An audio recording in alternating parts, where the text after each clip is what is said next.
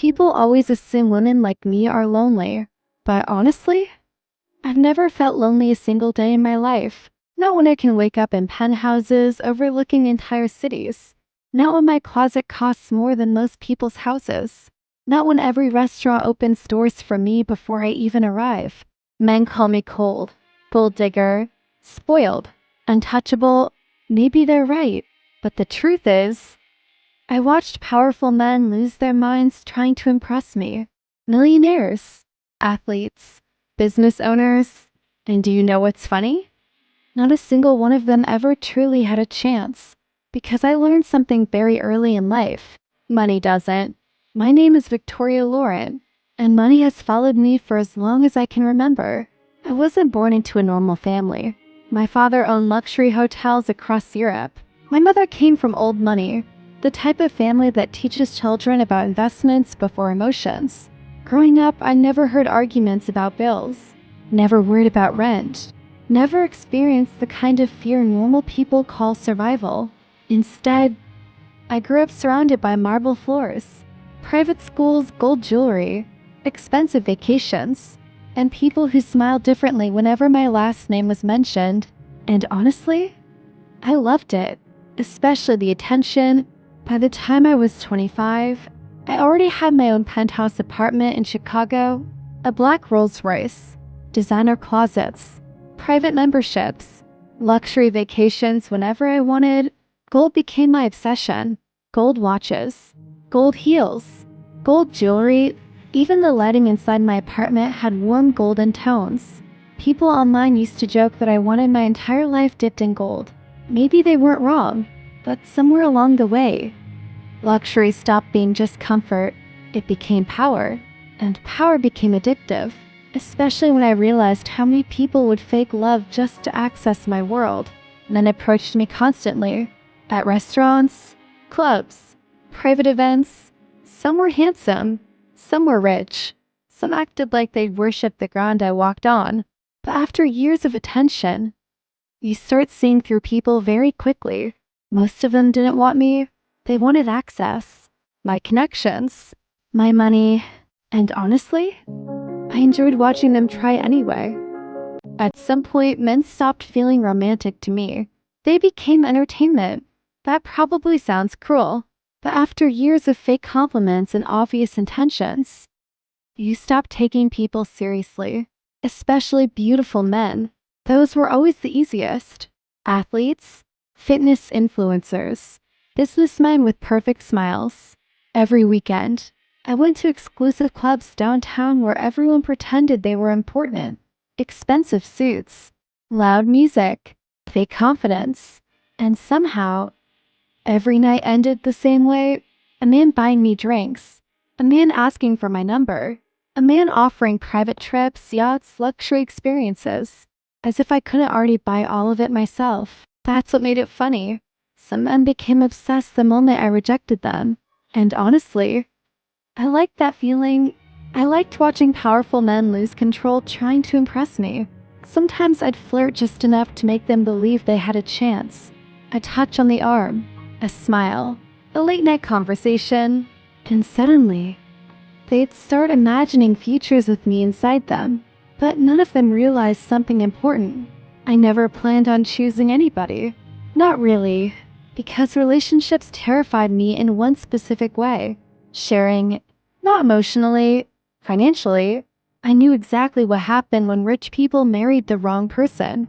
Divorces, manipulation, people pretending to love you while calculating your worth. I watched it happen around my family my entire life, and I promised myself very early, nobody would ever touch what belonged to me. The truth is, attention becomes addictive when you receive too much of it, especially beautiful attention. I loved entering restaurants and feeling eyes follow me instantly.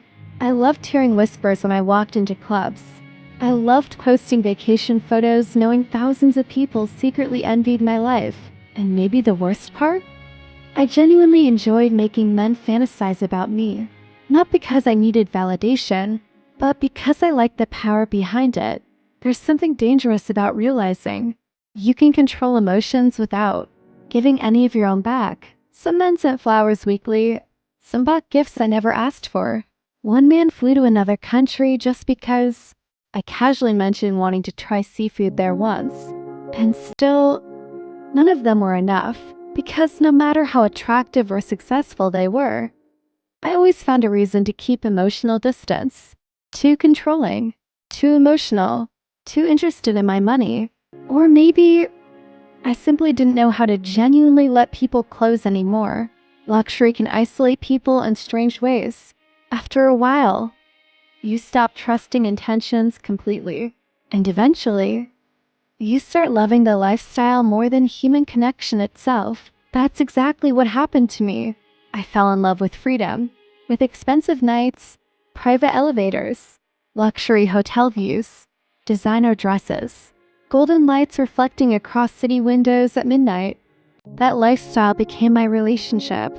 People think women like me secretly dream about settling down someday. Marriage, kids, a peaceful life. But honestly, that dream never attracted me. Not because I hated love, but because I loved control more. Love requires vulnerability, and vulnerability gives people power over you. I hated that idea. I watched my mother cry over betrayal despite all our money. I watched business partners destroy friendships over inheritance.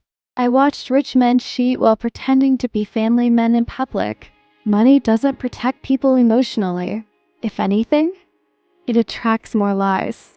And somewhere deep inside me, I think I became afraid of needing anybody. That fear turned into independence. And independence slowly turned into emotional distance. So instead of building real relationships, I built a perfect lifestyle. And honestly, most nights it felt enough. Maybe even better than enough.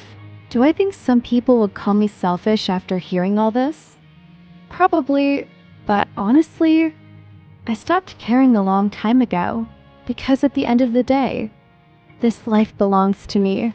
The money, the freedom, the luxury, I built part of it. I inherited part of it, and I refuse to let anybody take pieces of it away. Even now, men still approach me constantly, and sometimes I still give them hope for a little while. Not because I plan on choosing them, but because I enjoy the fantasy they create around me. The attention, the obsession, the chase. Maybe that sounds toxic, maybe it is, but honestly, I love my life exactly the way it is. I love sleeping alone in silk sheets overlooking city lights. I love booking flights without asking permission from anybody. I love ordering the most expensive thing on every menu without checking prices. And most of all, I love knowing that everything around me belongs only to me. No husband, no divorce, no sharing, just freedom. And honestly, I wouldn't trade that feeling for love. If you enjoyed this story, don't forget to like and subscribe to Dark Whispers. And tell me honestly in the comments, would you choose true love or complete freedom? Because sometimes people become addicted to luxury the same way others become addicted to love.